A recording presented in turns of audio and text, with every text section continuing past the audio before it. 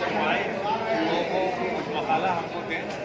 मंसूर साहब से मेरी बात हुई थी, मंसूर साहब ने कहा कि वो मकाला खिलाए हैं, लेकिन और लोगों से जो बात हुई वो लोग शायद नहीं आ पाए किसी वजह से।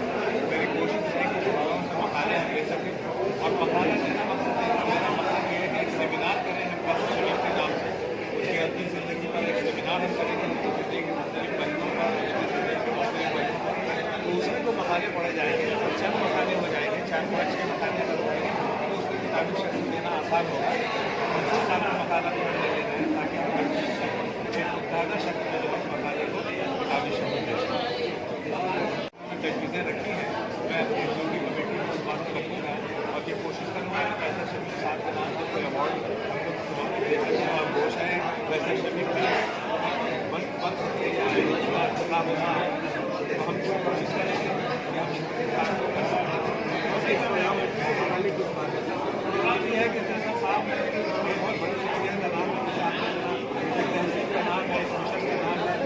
एक हदफ है इंसान के लिए, जिसको हासिल करना है वो फैसल शमीक है।